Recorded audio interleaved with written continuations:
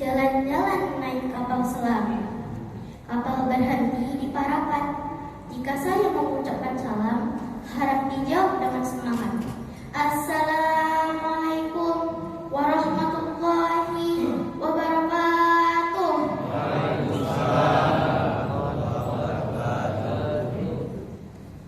Alhamdulillahilladzi nazzala al-furqana ala abdihi liyakuna lil alamina nadhira.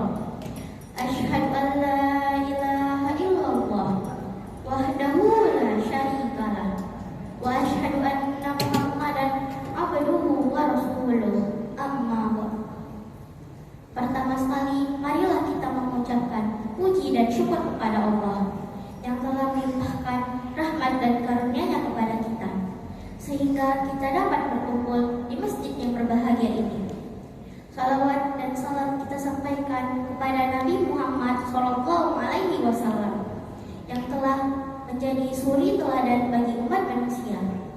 Yang saya hormati Bapak Nazir Masjid Al-Ikhlas Taqwa, yang saya hormati Al-Ustaz, yang saya hormati Bapak-bapak, ibu-ibu jamaah subuh Ramadan, serta yang saya cintai teman-teman seakidah dan secita-cita. Perkenalkan, nama saya Atifah Rizky Azahra Siregar, kelas 32, perwakilan dari MDTA Al-Ikhlas Taqwa. Adapun judul pidato saya pada subuh ini adalah peranan orang tua dalam mendidik anak.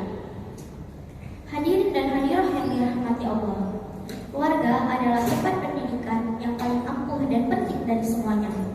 Rumah adalah skala pertama dan utama, di mana ayah dan ibu adalah guru bagi anak-anaknya. Belajar segala pelajaran yang akan memimpinnya menjalani hidup.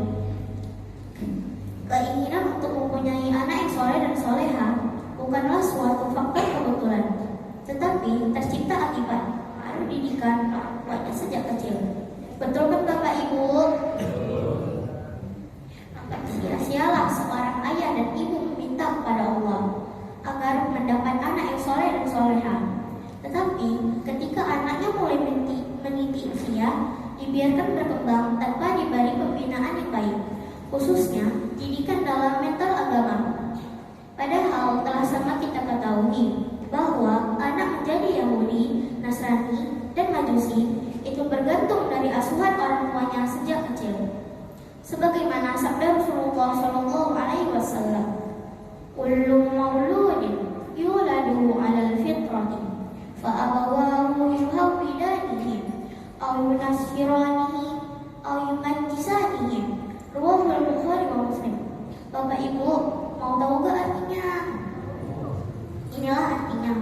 Setiap anak yang lahir dalam keadaan suci dan bersih, maka kedua orang tuanya lah yang membuat mereka menjadi Yahudi, Nasrani, dan Majusi. Hadis riwayat Bukhari dan Muslim. Hadirin dan hadirah yang dirahmati Allah, dari hadis tersebut kita ketahui bahwa pada dasarnya anak adalah ibarat selembar kain putih yang bersih. Mau diwarnai dengan warna apapun yang kita kehendaki atau dibiarkan anak membuat warna sendiri, itu adalah kehendak orang tua dalam mengarahkan. Artinya, agar tercipta keluarga yang mawaddah warahmah, orang tua harus membiasakan kegiatan-kegiatan agama di rumah, mulai dari sholat berjamaah, membaca Al-Quran, dan berbusana muslim-muslimah, seperti yang saya coba ini ya Bapak Ibu. Sehingga anak akan cenderung menirukan tingkah laku orang tuanya, dan lama-kelamaan anak pun terbiasa melakukan perbuatan-perbuatan tersebut. Bapak-bapak, ibu-ibu, jamaah, alhamdulillah, jangan sampai terjadi para orang tua membentak anaknya karena tidak mau sholat, tidak mau membaca Al-Quran, dan sebagainya. Sedangkan selaku orang tua, ia tidak pernah mengerjakannya.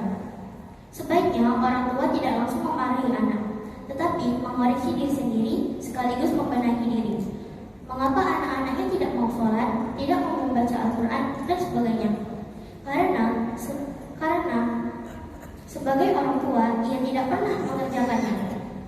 Bukankah sebagai orang tua, sebaiknya memberikan contoh dengan melakukannya dan diikuti oleh anak-anaknya? Di samping itu pula, tak kalah penting bagi orang tua untuk memperkenalkan kepada anak-anaknya tentang perbuatan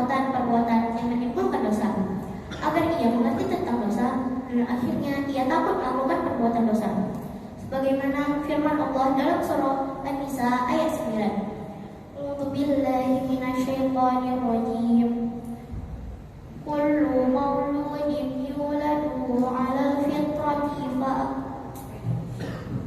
وَلْيَخْشَى الَّذِينَ لَوْ تَرَكُوا مِنْ خَلْفِهِمْ ذُرِّيَّةً ضِعَافًا خَافُوا عَلَيْهِمْ فَلْيَتَّقُوا اللَّهَ وَلْيَقُولُوا قَوْلًا سَدِيدًا.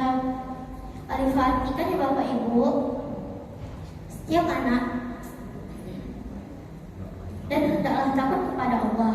Seandainya orang-orang yang meninggalkan di belakang mereka anak-anak yang lemah, yang mereka khawatir terhadap kesejahteraan mereka. Oleh sebab itu, hendaklah mereka bertakwa kepada Allah dan hendaklah mengucapkan perkataan yang benar. Demikianlah pidato yang dapat saya sampaikan pada pagi ini. Mudah-mudahan bermanfaat bagi kita semua, khususnya bagi para orang tua kami. Pada Allah saya mohon